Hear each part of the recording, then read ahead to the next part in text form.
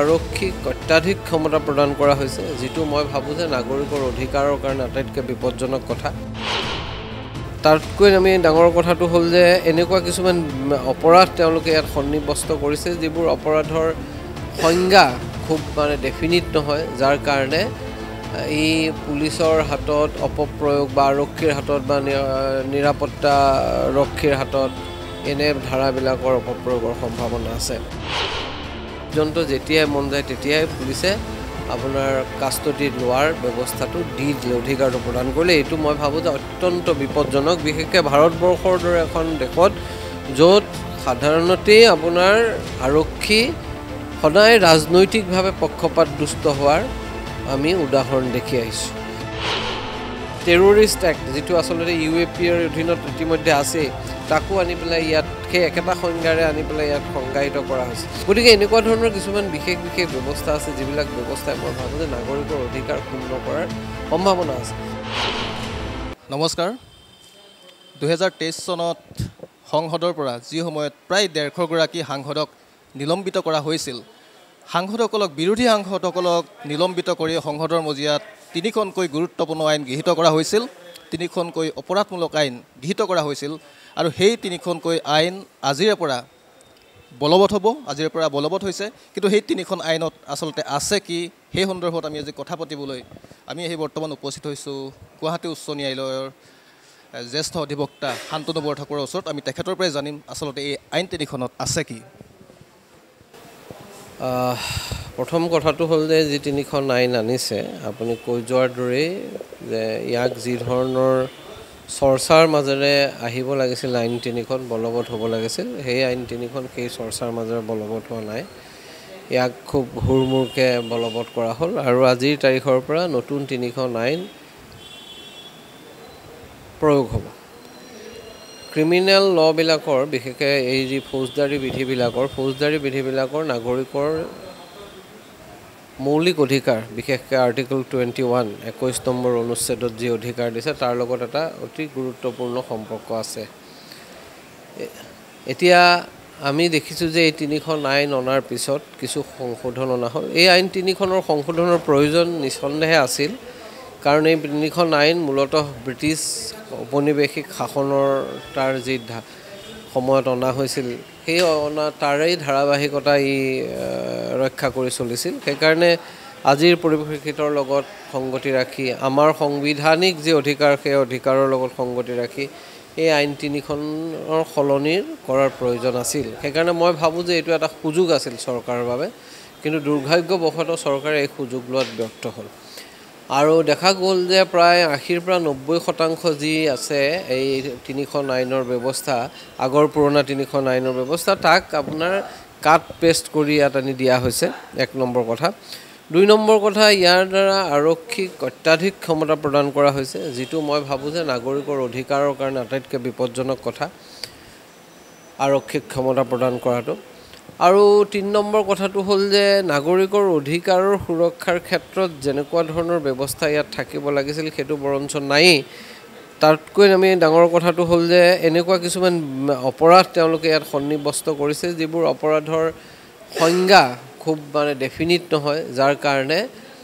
এই পুলিচৰ হাতত অপপ্ৰয়োগ বা আৰক্ষীৰ হাতত বা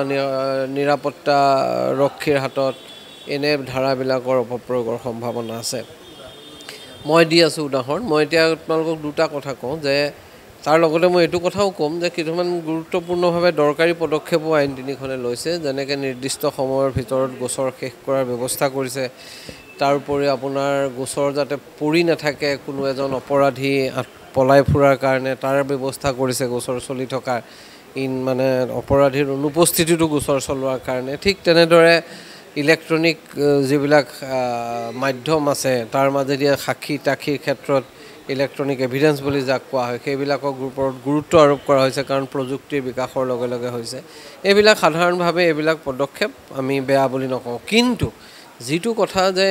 গুৰুত্বপূৰ্ণ, যাৰ লগত আপোনাৰ হেৰিয়াৰ কথা আছে, সেইটো হ'ল তাৰ ভিতৰত এটা মই উদাহৰণ দিছোঁ, যে সেই উদাহৰণটো হ'ল যে পুলিচৰ কাষ্টডিৰ যিটো প্ৰশ্ন, আগৰ পুৰণা CRPCত 167 ছেকশ্যনৰ অধীনত আমি দেখিছিলোঁ যে পুলিচে সৰ্বাধিক 15 দিনৰ কাৰণেহে কাষ্টডি ল'ব পাৰিছিল এজন অপৰাধীয়ে এতিয়া সেইটো ব্যৱস্থা এনেকুৱা ধৰণে তাক সংজ্ঞায়িত কৰা হৈছে সেই ব্যৱস্থা প্ৰতিবন্ধটোক যে সংজ্ঞায়িত কৰি এতিয়া 60 দিন অথবা 90 দিন যিমান দিনলৈকে পুলিচৰ ৰেণ্ট থাকে সিমান দিন পৰ্যন্ত যেতিয়াই মন যায় তেতিয়াই পুলিচে আপোনাৰ কাষ্টডি লোৱাৰ ব্যৱস্থাটো দি দিলে অধিকাৰটো প্ৰদান কৰিলে এইটো মই ভাবোঁ যে অত্যন্ত বিপদজনক বিশেষকৈ ভাৰতবৰ্ষৰ দৰে এখন দেশত য'ত সাধাৰণতে আপোনাৰ আৰক্ষী সদায় ৰাজনৈতিকভাৱে পক্ষপাতদুষ্ট হোৱাৰ আমি উদাহৰণ দেখি আহিছোঁ দ্বিতীয়তে এটা দিশ মই উদাহৰণ আঙুলিয়াই দিব খুজিছোঁ আপোনালোকক যে যি ধৰণেৰে তেওঁলোকে আমি সকলোৱে জানো যে ছেডিশ্যন ৰাষ্ট্ৰদ্ৰোহৰ দৰে ধাৰণাক বাৰে বাৰে কৈ থকা হৈছিল যে এইটো কলনিয়েল লিগেচি ঔপনিৱেশিক আমূলৰ পৰা অহা এটা ব্যৱস্থা এইটোক আঁতৰ কৰিব লাগে সেইটোক আঁতৰ কৰাৰ কাৰণে উচ্চতম ন্যায়ালয়ত এটা গোচৰো চলি আছে গোচৰৰ শুনানি হৈছে শুনানিত চৰকাৰে কৈছিল যে আমি এইটো অচৰাব খুজিছোঁ কিন্তু সেই ব্যৱস্থাটোক নতুন নামেৰে তেওঁলোকে দেশদ্ৰোহ আখ্যা দি পেলাই এণ্টি নেশ্যনেল এক্টিভিটিজৰ আখ্যা দি পেলাই তেওঁলোকে আনিছে গতিকে মই ভাবোঁ যে সেইটো এটা অত্যন্ত বিপদজনক কথা টেৰৰিষ্ট এক্ট যিটো আচলতে UAPৰ অধীনত ইতিমধ্যে আছে তাকো আনি পেলাই ইয়াত সেই একেটা সংজ্ঞাৰে আনি পেলাই ইয়াত সংজ্ঞায়িত কৰা হৈছে গতিকে এনেকুৱা ধৰণৰ কিছুমান বিশেষ বিশেষ ব্যৱস্থা আছে যিবিলাক ব্যৱস্থাই মই ভাবোঁ যে নাগৰিকৰ অধিকাৰ ক্ষুণ্ণ কৰাৰ সম্ভাৱনা আছে আৰু আপোনাৰ আৰক্ষীক এজাহাৰ দাখিলৰ লগে লগে এটা প্ৰিলিমিনাৰী প্ৰাথমিক অনুসন্ধানৰ অধিকাৰ প্ৰদান কৰিছে সেইটো মই ভাবোঁ যে ভাৰতবৰ্ষৰ দৰে এখন দেশত য'ত আমি সদায় দেখি আহিছোঁ যে আৰক্ষীৰ সম্পৰ্কে মানুহৰ ধাৰণা বা তেওঁলোকৰ কাম কাজত স্বচ্ছতা নাই আৰু দায়বদ্ধতাও সম্পূৰ্ণৰূপে আমি আশা কৰিব নোৱাৰোঁ তেনেকুৱা এখন ঠাইত দেশত এই ধৰণৰ ব্যৱস্থাই পুলিচক অতিৰিক্ত ক্ষমতা প্ৰদান কৰে দুধৰণেৰে হ'ব পাৰে যে সাধাৰণ নাগৰিকক পুলিচে এই অধ্যয়নৰ এজাহাৰৰ ভিত্তিত ব্যতিব্যস্ত কৰাৰ সম্ভাৱনা আছে বিভিন্ন কাৰণত টকা পইচা বিচাৰিয়ে হওক বা কিবা কৰিয়ে হওক সকলো আৰক্ষীয়ে নহয় কিন্তু বহু আৰক্ষীৰ মাজত তেনেকুৱা প্ৰৱণতা খুব সুলভ গতিকে সেইটো এক নম্বৰ দ্বিতীয় কথাটো যদি আমি দেখোঁ যে এজন ৰাজনৈতিক নেতাৰ বিৰুদ্ধে এটা গোচৰ তৰা হৈছে এতিয়া আজি সেই গোচৰৰ আপোনাৰ প্ৰাথমিক তদন্তৰ নামত তেওঁলোকে হয়তো গোচৰ নজৰ নকৰাকৈ আৰু সেই সময়ছোৱাৰ ভিতৰত সেই গোচৰীয়াজনক বিভিন্ন ধৰণৰ প্ৰেছাৰ দি গোচৰ নাইকিয়া কৰাৰ চেষ্টা কৰাৰ সম্ভাৱনা আছে গতিকে মই ভাবোঁ যে এনেকুৱা ধৰণৰ আৰক্ষীক এই ধৰণৰ ক্ষমতাৰ প্ৰদানে ভাৰতবৰ্ষক কিন্তু এখন আৰক্ষী ৰাষ্ট্ৰত পৰিণত কৰাৰ সম্ভাৱনা আছে সেইকাৰণে মই ভাবোঁ এইবিলাক বিষয় আমাৰ কাৰণে অত্যন্ত বিশেষকৈ নাগৰিকৰ অধিকাৰৰ দিশৰ পৰা আমি যদি চাওঁ এইবিলাক অত্যন্ত আপোনাৰ সাংঘাতিকভাৱে বিপদজনক এই আইন তিনিখনৰ মাজত বিশেষকৈ দুখন আইন এভিডেন্স এক্টৰ কথাটো অলপ সুকীয়া আইনৰ মাজত আছে আৰক্ষী ৰাষ্ট্ৰত পৰিণত কৰাৰ এটা সম্ভাৱনা আছে বুলি আপুনি ব্যক্ত কৰিছে কথা হ'ল মই যদি গোটেই দেশৰ প্ৰেক্ষাপটলৈ নাযাওঁ অসমৰ ক্ষেত্ৰতো যদি ভাবোঁ অসমত শেহতীয়া সময়ত বিভিন্ন সময়ত এনকাউণ্টাৰ সংঘটিত হৈছে কেইবাটাও বা আৰক্ষীৰ জিম্মাত বহু লোকে মৃত্যু খাবতে ল'বলগীয়া হৈছে আৰক্ষীৰ হাৰাশাস্তিৰ বাবে শেহতীয়াকৈ তিতাবৰত এজন যুৱকে আত্মহত্যা কৰা বুলি পৰিয়াললৈকে অভিযোগ আনিছিল বা তেখেতৰ নামটো চাৰ্জশ্বিটতো নাহিল অৱশেষত এই ধৰণৰ যিবিলাক ঘটনা আৰক্ষীৰ যিবিলাক হাৰাশাস্তি অনাগত সময়ত এই আইনকেইখনৰ সুযোগ লৈ সেইসমূহ বেছিকৈ বৃদ্ধি পোৱাৰ থল আছে নেকি চাওক আৰক্ষীৰ হাতত ক্ষমতাৰ মানে প্ৰদানে অত্যাধিক ক্ষমতা প্ৰদানে স্বাভাৱিকতে এনেকুৱা ধৰণৰ আপোনাৰ অতিমাত্ৰা কৰাৰ সম্ভাৱনা থাকেই বিশেষকৈ আপুনি চাব যে এনেকুৱা এটা পৰিপ্ৰেক্ষিতত যে আমাৰ আৰক্ষীৰ যি ধৰণৰ ভূমিকা সেই ভূমিকাক আপোনাৰ মনত ৰাখি উচ্চতম ন্যায়ালয়ে প্ৰকাশ Singh versus union of India নামৰ গোচৰত আৰক্ষী পুলিচ একাউণ্টেবিলিটি কমিশ্যনৰ ধাৰণাটো সৃষ্টি কৰিছিল আৰু তাৰ পৰৱৰ্তী সময়ত আপোনাৰ পুলিচ একাউণ্টেবিলিটি কমিশ্যন আহিছিল অৰ্থাৎ এইটো কিয় আনিব লগা হৈছিল এইটো এইকাৰণে আনিব লগা হৈছিল যে আমাৰ ইয়াত আৰক্ষীৰ তেনেকুৱা ধৰণৰ কোনো দায়বদ্ধতা নাথাকে আইনত দায়বদ্ধতাৰ কোনো ব্যৱস্থা কৰা হোৱা নাই সেইকাৰণে এনেকুৱা ধৰণৰ এটা বিশেষ আইনৰ ব্যৱস্থা কৰা হৈছিল যাৰ কাৰণে আমি দেখিছিলোঁ যে অসমতো পুলিচ দায়বদ্ধতা আয়োগ গঠন হৈছিল কিন্তু দুৰ্ভাগ্যৰ কথা যে যোৱা সময়ছোৱাত পুলিচ দায়বদ্ধতা আয়োগক শক্তিশালী কৰাৰ বিপৰীতে আমাৰ চৰকাৰে পুলিচ দায়বদ্ধতা আয়োগক নখদন্তহীন এটা প্ৰতিষ্ঠানত পৰিণত কৰিছে তেওঁলোকৰ ক্ষমতা কৰ্তনহে কৰা হৈছে তেওঁলোকৰ ক্ষমতা বৃদ্ধি কৰাতকৈ যিটো সময়ত তেওঁলোকৰ ক্ষমতা অধিক বৃদ্ধি কৰাৰ প্ৰয়োজন আছে গতিকে তেনেকুৱা এটা সময়ত দায়বদ্ধতাহীনভাৱে যেতিয়া ক্ষমতাৰ প্ৰদান কৰা হ'ব এটা অনুষ্ঠানৰ হাতত বিশেষকৈ সেইটো যেতিয়া বিভিন্ন কাৰণত ৰাজনৈতিকভাৱে পক্ষপাতদুষ্ট হোৱাৰ সম্ভাৱনা ৰাজনৈতিক প্ৰভাৱৰ দ্বাৰা প্ৰভাৱিত হোৱাৰ সম্ভাৱনা সম্পূৰ্ণৰূপে থাকে তেনেকুৱা এটা সময়ত মই ভাবোঁ যে এনেকুৱা ধৰণৰ ঘটনা আগন্তুক সময়ত বৃদ্ধি পোৱাৰ নিঃসন্দেহে সম্ভাৱনা আছে। তিনিখন আইনৰ ক্ষেত্ৰত যিসমূহ অপৰাধ পূৰ্বতে এটা অপৰাধক যি ধৰণে সংজ্ঞায়িত কৰা হৈছিল, নতুনকৈ এনেকৈ সংজ্ঞায়িত কৰা হৈছে নেকি? যে ধৰি লওক যদি এটা উদাহৰণ লওঁ আমি, দেশদ্ৰোহ। আগতে দেশদ্ৰোহ কাক ক'ব, তাৰ যি সংজ্ঞা আছিল সেই সংজ্ঞা এতিয়া সলনি কৰি জনতাক বেছিকৈ হাৰাশাস্তি কৰাৰ কাৰণে নতুনকৈ এনেকৈ সংজ্ঞায়িত কৰা হৈছে নেকি? নিঃসন্দেহে যেতিয়া সংজ্ঞা এটা আপোনাৰ কোনো ডেফিনিট নহ'ব, সি অলপ ভেগ হ'ব। এটা দেশদ্ৰোহ বুলি ক'লে কোনটো কাৰ্যক দেশদ্ৰোহ বুলি কোৱা হ'ব, কেনেকৈ কোৱা হ'ব? আমি যদি এটা বক্তব্য ৰাখিছোঁ, সেই বক্তব্যটোৱে যদি দেশৰ আপোনাৰ যিসকল আৰক্ষীৰ বিষয়া সেইবিলাকে যদি ভাবে যে এইটো দেশদ্ৰোহ হৈছে, তেওঁ এটা গোচৰ ৰুজু কৰিব পাৰিব। কিন্তু দেশদ্ৰোহৰ যদি যে এইবিলাক কথা বতৰাকহে দেশদ্ৰোহ বুলি গণ্য কৰা হ'ব। আমাৰ ইয়াত সমস্যা এটা আগৰে পৰা আছে যে আমাৰ যেতিয়া উচ্চতম ন্যায়ালয়ৰ বিভিন্ন ৰায়ত যদি আমি পঢ়োঁ, আনকি আমি যদি সাংবিধান সভাৰ বিতৰ্কও পঢ়োঁ, তেতিয়া আমি দেখিবলৈ পাম যে ইনচাইটমেণ্ট আৰু এডভকেচি, অৰ্থাৎ এটা হ'ল এডভকেচি, এটা হ'ল ইনচাইটমেণ্ট। ধৰক আপুনি এটা কজ, এটা কাৰো বিশেষ উদ্দেশ্যক আপুনি সমৰ্থন জনাইছে, কিন্তু সেই সমৰ্থনটোৰ কাৰণে সেইটো অপৰাধ হ'ব নোৱাৰে কেতিয়াও। কিন্তু ইনচাইটমেণ্ট, কিন্তু সেইটো লক্ষ্যত উপনীত হ'বলৈ মানুহক যদি আপুনি মানে উৎসাহী কৰে, উত্তেজিত কৰে, বা মানুহক অসমীয়া শব্দটো মনলৈ অহা নাই এতিয়া, গতিকে ইনচাইটমেণ্ট কৰা বুলি যিটো কওঁ সেইটো কৰে, তেতিয়াহ'লে আপোনাৰ সেইটো এটা অপৰাধ হ'ব। কিন্তু আমাৰ ইয়াত সেই ধৰণৰ কথাবিলাক, সেই দিশবিলাক আৰক্ষীয়ে সেইবিলাক বিষয় নেচাই পেলাই এই যে এনেকুৱা ধৰণৰ ভেগনেছ যেতিয়া সংজ্ঞাবিলাকত থাকিব, যেতিয়া খুব বেছি সাধাৰণভাৱে সৰলীকৃত হ'ব, তেতিয়া এনেকুৱা ধৰণৰ ধাৰাবিলাকৰ অপপ্ৰয়োগৰ সম্ভাৱনা থাকে। আৰু এই যে দেশদ্ৰোহ জাতীয় এইবিলাক ধাৰণা আছে, এইবিলাক আমি ভাবোঁ যে এইবিলাক সাধাৰণতে যিবিলাকক আমি ডিচেণ্টাৰ বুলি কওঁ, পলিটিকেল ডিচেণ্টাৰ্ছ, যে এটা ৰাজনৈতিক ব্যৱস্থা চলি আছে, এটা ৰাজনৈতিক শাসন চলি আছে, সেই শাসন আৰু ৰাষ্ট্ৰৰ বিৰুদ্ধে কিছুমান কুৱেশ্যন কেতিয়াবা বিভিন্ন ধৰণৰ মানুহে তোলে, যিবিলাক মানুহক আমি মানে আপোনাৰ মূল যিটো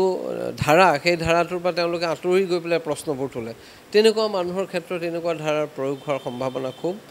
বেছি। গতিকে মই ভাবোঁ যে সেইকাৰণে এনেকুৱা ধৰণৰ এই ধাৰাবিলাকৰ দ্বাৰা মানুহৰ হাৰাশাস্তি হোৱা, মানুহক ৰাজনৈতিকভাৱে হাৰাশাস্তি কৰাৰ সম্ভাৱনা আছে। অন্তিমটো প্ৰশ্ন সুধিম, আপুনি এই মুহূৰ্তত উল্লেখ কৰিছেই যে শেহতীয়া সময়খিনিত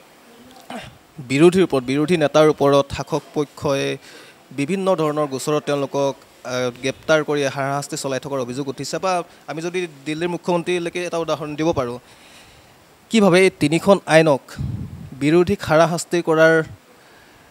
লক্ষ্য হিচাপে লৈ শাসকীয় পক্ষই তেনে ষড়যন্ত্ৰ হিচাপে তিনিখন আনিব পাৰে নেকি? মানে তেনেকুৱা ধৰণৰ কিবা পৰিকল্পনা লুকাই আছে বুলি ভাবে নেকি? মানে সেইটো মই তেনেকুৱা ঠিক নকওঁ, কথাটো তেনেকুৱা ধৰণৰ যদি আমি ফৰ্মুলেশ্যন এটা দিব নোৱাৰোঁ। কাৰণ এইটোৰ কথাটো হ'ল আপুনি মনত ৰাখিব লাগিব যে এইবিলাকৰ দ্বাৰা, আইনৰ দ্বাৰা ৰাষ্ট্ৰ ব্যৱস্থাটোক শক্তিশালী কৰাটো প্ৰধান কথা। অৰ্থাৎ ৰাষ্ট্ৰক এখন লিবাৰেল, উদাৰনৈতিক, গণতান্ত্ৰিক ৰাষ্ট্ৰ হিচাপে প্ৰতিষ্ঠা কৰা, আপোনাৰ সাংবিধানিক যি আপোনাৰ মৰেলিটি বুলি কোৱা যায়, নৈতিকতা, সেই নৈতিকতাক প্ৰতিষ্ঠা কৰা। আৰু সেইবিলাক দিশৰ পৰা যদি আমি চাওঁ, তেতিয়াহ'লে আমি দেখিম যে ক্ৰিমিনেল ল' কেইখন কেনেকুৱা হ'ব লাগিছিল, এই হ'লে নাগৰিক কেন্দ্ৰিক, আৰক্ষী কেন্দ্ৰিক নহয়। আটাইতকৈ